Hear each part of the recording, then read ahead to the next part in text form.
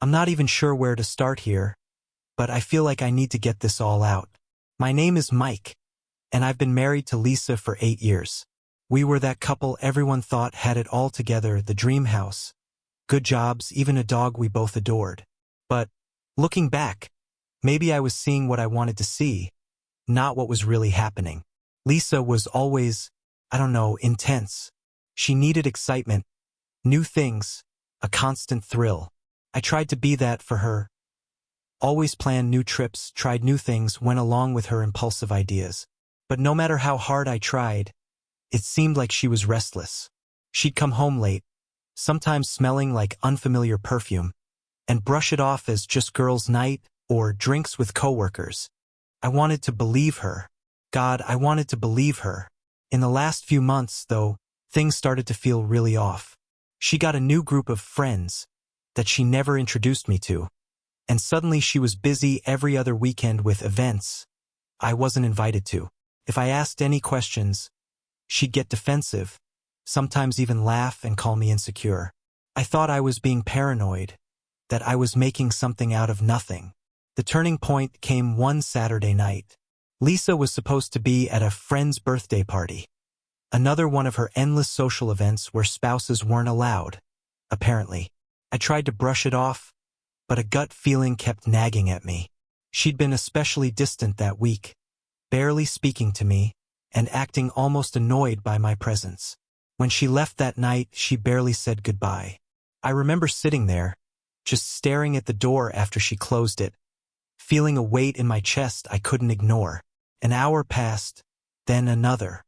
My mind started racing, filling in blanks with thoughts I didn't want to have. Eventually, I couldn't take it anymore. I decided to drive by the place where she said the party was. Maybe I was being paranoid, but something in me needed to see for myself, just to prove my worries wrong. When I got there, though, I knew I wasn't imagining things. The place was dark, no cars in the driveway, no signs of life. I sat there in my car, just staring at the empty house, feeling like an idiot.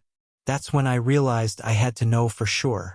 I took out my phone and called her, expecting it to go to voicemail.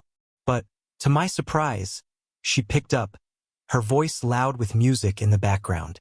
"Hey, babe," she shouted over the noise, her voice dripping with fake cheer. "We're having such a great time here. Can I call you back?" I played along, keeping my tone light. "Yeah, sure. Just wanted to check in. Have fun." But as soon as I hung up, I felt the first crack in my trust break wide open. She was lying, and she didn't even hesitate. She didn't care that I was home, that I might worry. I drove home feeling sick, my mind spinning with thoughts of where she actually was. The worst part was knowing she'd been doing this all along, right under my nose, and I'd been too blind, or maybe too trusting, to see it. That night, I couldn't sleep.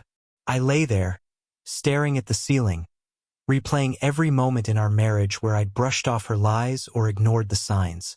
I felt like a fool. The next morning, I decided I'd had enough. I wasn't going to pretend anymore. I waited until Lisa came home, acting all cheerful like she'd been out with friends. She was dressed up more than usual, and there was a slight smugness to her that I hadn't noticed before. As soon as she walked in, I couldn't hold back. "So," I started, trying to keep my voice calm, "how was the party?" She looked at me with this sly smile and replied, "It was amazing. We had so much fun." Her words stung, knowing she was lying right to my face. I took a deep breath, fighting the urge to snap. "Funny," I said, "because I drove by the house you told me about. It was empty, Lisa. Nobody was there." "Care to explain?" Her face went pale for a second, but she quickly covered it up, rolling her eyes. "Oh, so now you're following me? That's creepy, Mike. I was at the party, but we left and went somewhere else. You're just being paranoid." She didn't even flinch, didn't try to backtrack or apologize. Instead, she acted like I was the one at fault, accusing me of being controlling and insecure. The more she tried to twist it, the angrier I felt. How could she stand there and treat me like this? I didn't say much after that. I just watched her, wondering who this woman really was. Over the next few days, I started noticing more things. She'd leave her phone around, but always with the screen facing down. One night, when she was in the shower, a message popped up from a name I didn't recognize. Andrew. My gut twisted as I read the message. Last night was amazing. Can't wait to see you again. Couldn't believe it. The woman I trusted, the woman I'd built a life with, was sneaking around with someone else. And she didn't even bother to hide it anymore. I felt like my heart had been ripped out. For the first time in our marriage, I knew she'd crossed a line there was no coming back from. The hardest part was pretending everything was fine. I started distancing myself, not because I wanted to, but because I couldn't bear to look at her, knowing she was betraying me. She didn't even seem to care.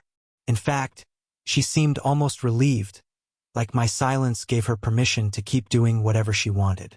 By now, I knew I had to confront her again, but I wanted to do it on my terms. I thought about it long and hard and decided I wasn't going to be the fool anymore. If she wanted to treat me like a joke, I'd show her just how wrong she was. I reached out to a lawyer and started the process of gathering everything I needed to protect myself when the truth finally came out. I also started going through old photos, our memories, everything we'd built together. It hurt to think that she'd thrown it all away. I took our family album, the one we'd put together over the years, and thought about what it represented. Felt meaningless now. All those moments, all those promises, just empty lies. Finally, I put everything in a box. The family album, divorce papers I'd had drawn up, and a note. The note was simple and to the point. Don't bother to come back, sweetie. Ever. I was done being her fool. The final piece of my plan came together when I found out about her next night out. This time, I didn't bother asking where she was going or who she'd be with. I just watched as she dressed up, put on her makeup, and left without a second thought. As soon as she was out the door, I called a courier.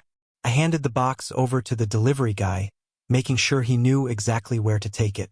Make sure she gets this at the party, I told him. The guy gave me a strange look, but I didn't care. I wanted her to feel the same shock and betrayal that I'd felt, to understand the damage she'd caused. An hour later, I got a text from her.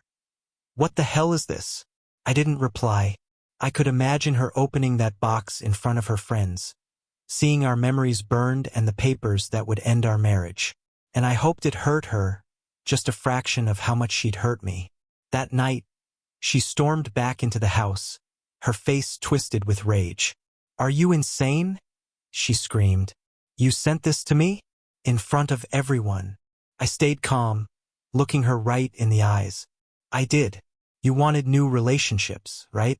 Consider this my blessing to explore them without me. She went ballistic, calling me every name in the book, accusing me of overreacting, saying that I'd never understand her needs. She even had the nerve to say that I was boring, that she needed more than what I could give. She tried to make me feel like it was all my fault, as if her betrayal was justified because I wasn't enough for her. It took everything in me not to shout back, not to stoop to her level. Instead, I just handed her the papers, told her it was over, and walked away. She threw things, she cried, she screamed, but I didn't look back. The days following were surreal. I was numb, broken, but also strangely relieved.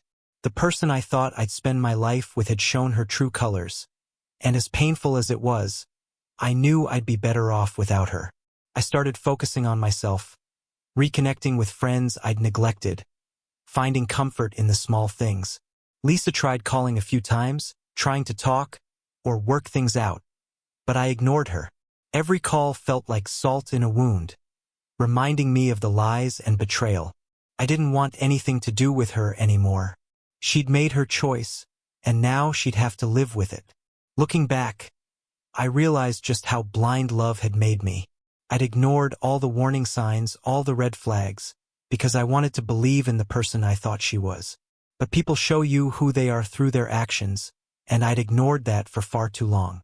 If there's one piece of advice I'd give to anyone reading this, it's this: don't ignore your gut. If something feels wrong, trust yourself. Don't let anyone make you feel insecure for asking questions, for wanting the truth. Love isn't supposed to make you doubt yourself, to make you feel less than. As for Lisa, I don't know what she'll do, and frankly, I don't care. She's no longer my problem.